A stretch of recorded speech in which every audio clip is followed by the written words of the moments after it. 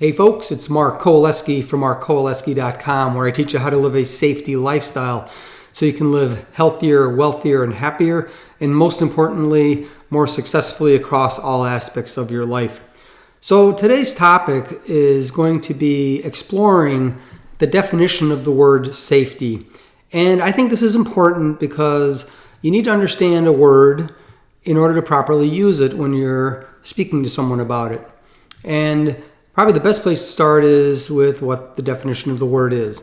And the word safety can be used in a variety of different English terms. So for example, safety could be a noun, so it could be a thing, like the safety on a handgun, for example, that's a thing.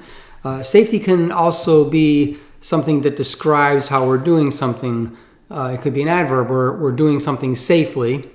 And it can also be an adjective in the sense that it describes a noun, so a safety guide, for example.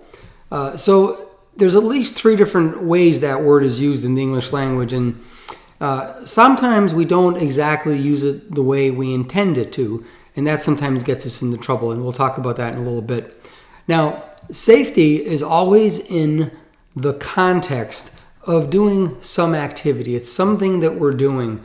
It doesn't make any sense to talk about safety unless you're actually involved in something that could be deemed either safe or unsafe. So there's always an activity associated with it, whether you're swimming or in a relationship or investing or making a major purchase or studying for a test, anything where your safety could be compromised. And now this is a very important point to make here, that the word safety is usually limited to, in everyday conversation, to injury and harm or death. And we often limit ourselves to the use of that word. But as we go through living a safety lifestyle, we're going to explore and expand that definition a little bit to include other things that can be harmed or that can otherwise be compromised, like your finances or your reputation or your relationship with someone. All kinds of things can be compromised. So safety is always in the context of some activity. It's something that you're doing. Now, I like to think about things at a very basic level, and I don't like to overly complicate things. It's the way I write. It's typically the way I talk. And the definition of the word safety, it's a term often used in engineering, and it involves a lot of complicated terms, but I like to think about it very simply. And to me, safety is being reasonably free from harm under certain conditions. So reasonably free from harm under certain conditions. And today we're going to talk about what that means. What are we talking about when something's reasonable, when it's free from harm, and what are these conditions that we're talking about? So the first part of that definition is reasonably or reasonableness. And what does that word mean when we're talking about safety? So in order for something to be reasonably safe, it has to have some characteristics that, number one, is it doesn't cost more than the thing that you're trying to protect, unless you need it to be the case. So typically you want your safety to be costing you less money than the value of the thing that you're trying to protect. You wouldn't take out a $20,000 insurance policy on a car that's only worth $1,000. That would be unreasonable. Free from harm. Now, as we mentioned earlier, there's a lot of things that can be harmed. And I want you to think about the word safety much broader than just getting hurt. It's much more than your safety when you fall off a ladder, or safety from getting hurt in a car accident, or safety from falling off a bicycle, that type of a thing, or safety on the job site where you're using a power tool and you can get hurt. There are many, many things in life that can be harmed or otherwise compromised. And my use of the word harm is anything that's an unintended outcome, something that you didn't plan to happen, that happened, that's going to end up costing you money or your health or your wealth and ultimately your happiness. That's the basis of a safety lifestyle. So there's many things that can be harmed, and we want to protect those things from harm.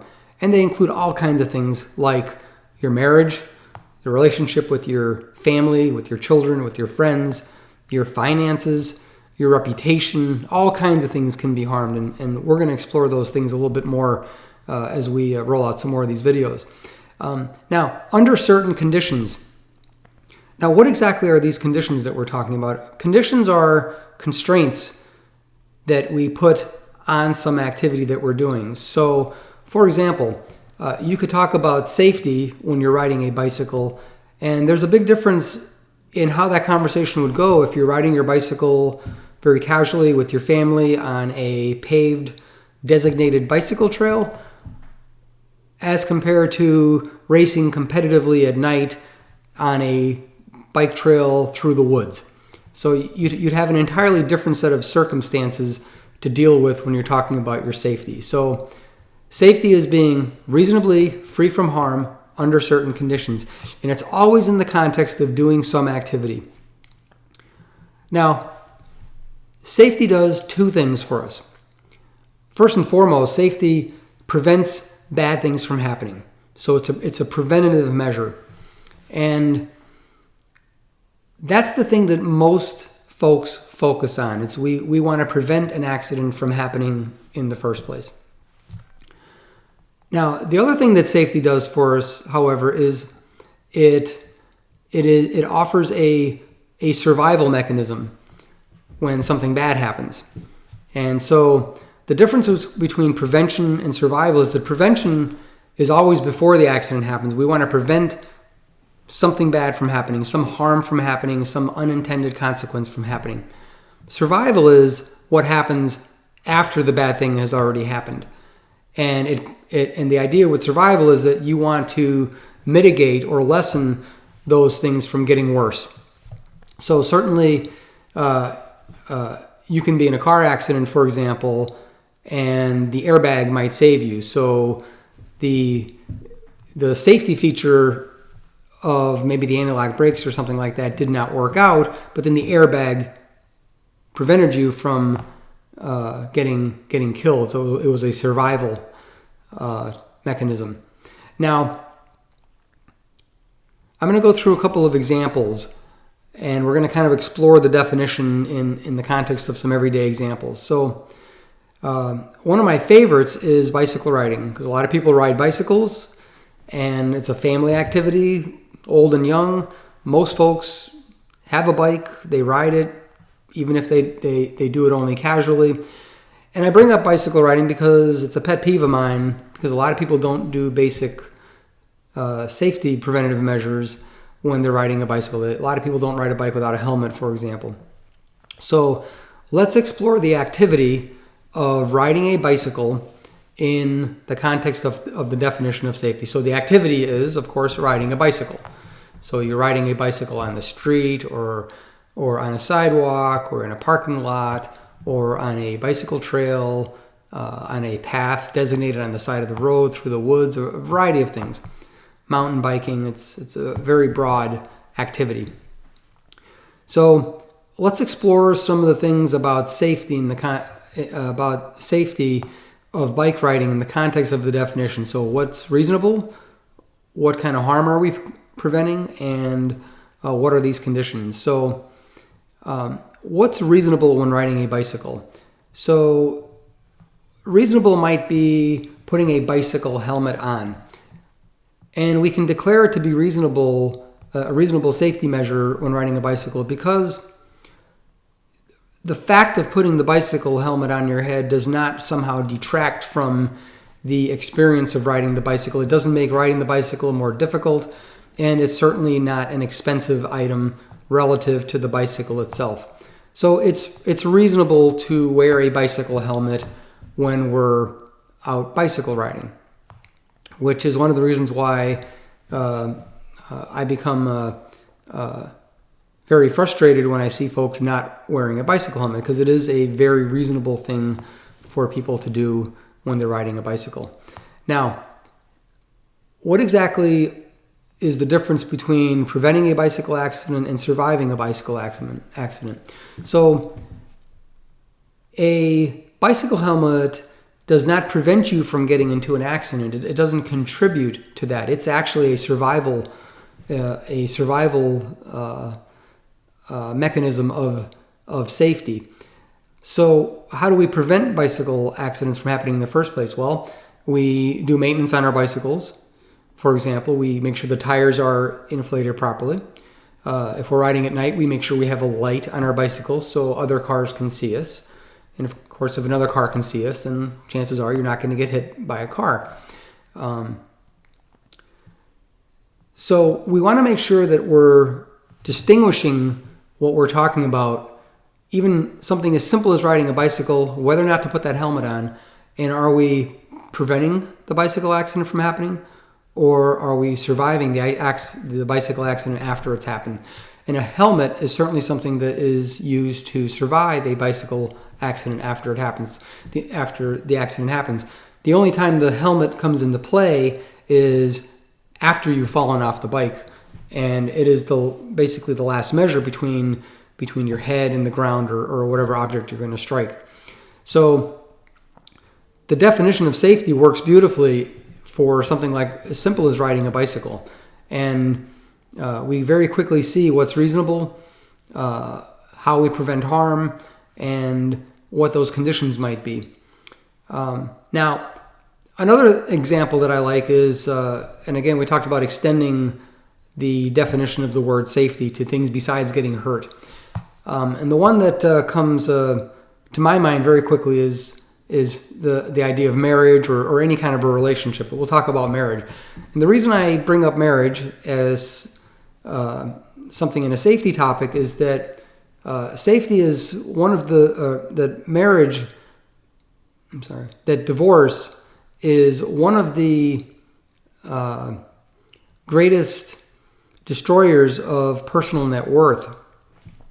So in other words, when you get divorced, you've harmed your relationship at that point. So you've caused harm, and it's going to end up costing you a whole lot of money and a lot of frustration, a lot of stress on all the people involved. And so divorce is something that we want to try to prevent and or survive if it's at all possible. So let's kind of explore a marriage situation and how the word safety can apply. So in a married relationship, one of the usual constraints in most marriages is fidelity. So that would be something reasonable, provided that both parties are basically satisfying each other in their marriage, both emotionally and physically. And as long as there's those conditions are being met, then it would be reasonable to remain true to your partner in that marriage situation. So fidelity is something that's reasonable in most marriage situations, provided that there's equal partners and that there's nothing odd about that relationship. Now, what exactly is it that we're trying to prevent harm from coming to in a marriage? Well, we don't want the relationship ruined, and of course, we want to prevent married people from getting divorced. And I'll argue that a lot of people get divorced when they probably didn't need to, and they probably didn't consider all the factors of the word safety before they let the things happen that ultimately caused harm to their marriage. Now, in a marriage, there's also survival, and a lot of times the relationship could be in total ruins, but there's actually survival mechanisms in a relationship. So, for example, people could work it out. They can get counseling, and oftentimes that saves a marriage. It's a survival mechanism once bad things have happened. So, for example, a married couple could be very much at odds with each other, and that relationship could be ruined, but they can go for therapy and recover that relationship and prevent it from failing entirely, and often end up with a much better situation than they started out with.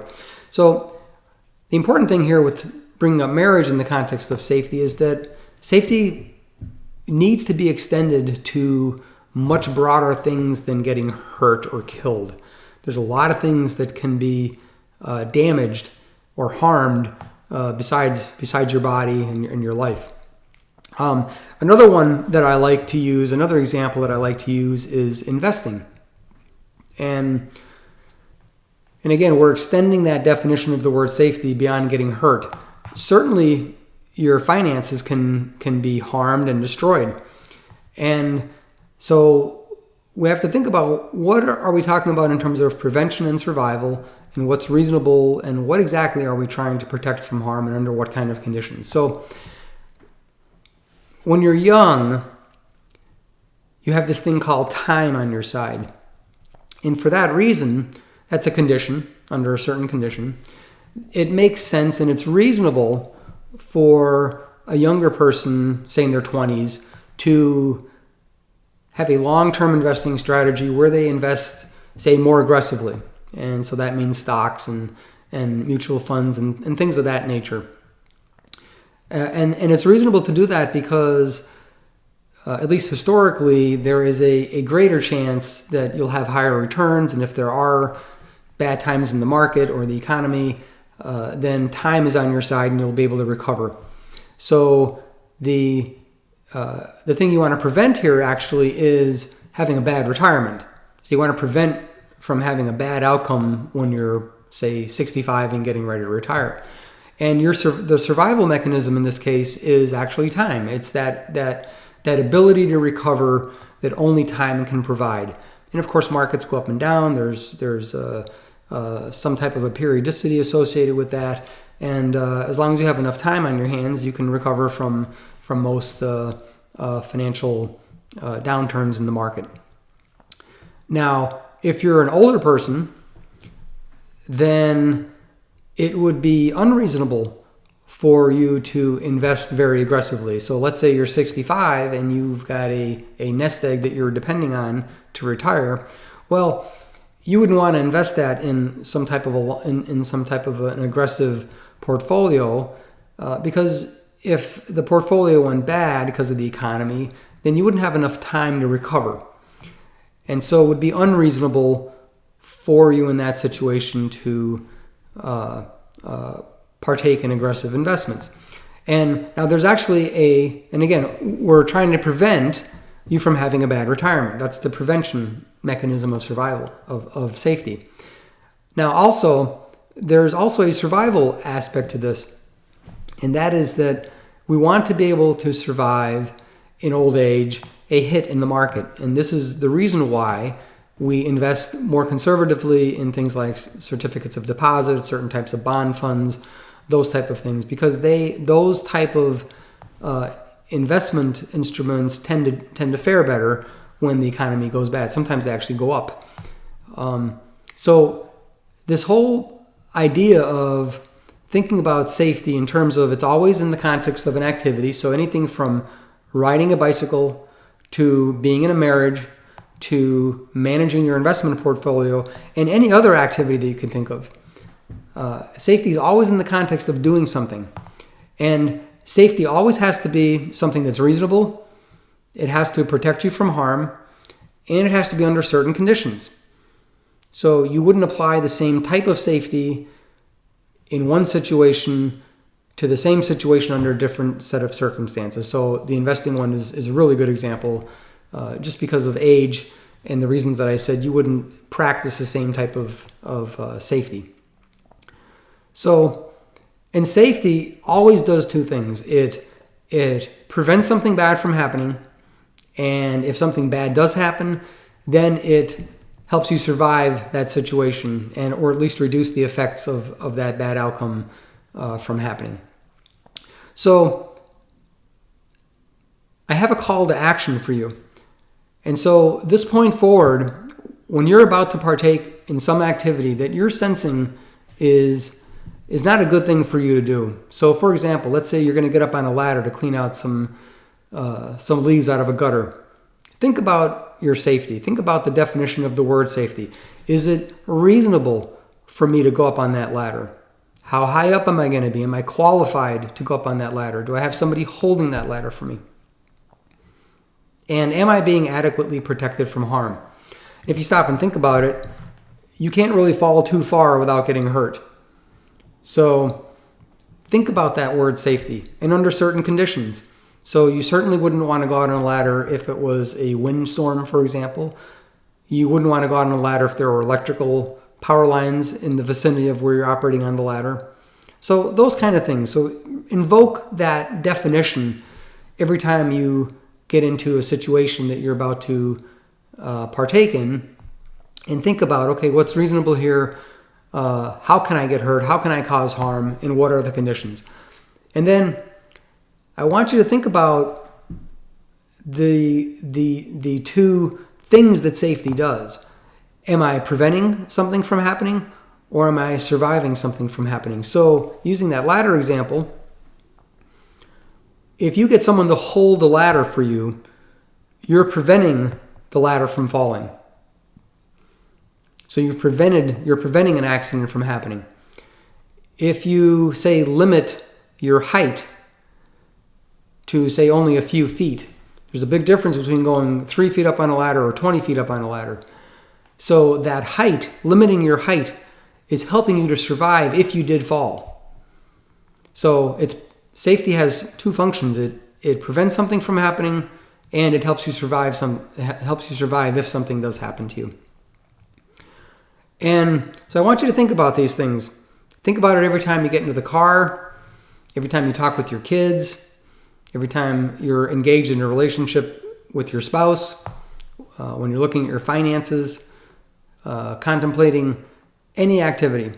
I want you to think about the word safety and what it means, and think about it at the most fundamental level. Don't complicate your thoughts on it. It's actually very simple, and keep it that way.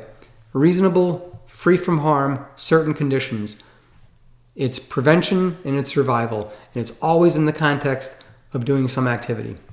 So I hope this was helpful in setting the framework for what the word safety means and how you can apply it to many different aspects of your life besides just the idea of getting hurt or killed. Safety is a much, much broader topic than that. And if you think about it in those terms, it can serve you very well to leading a healthier, wealthier, and happier lifestyle.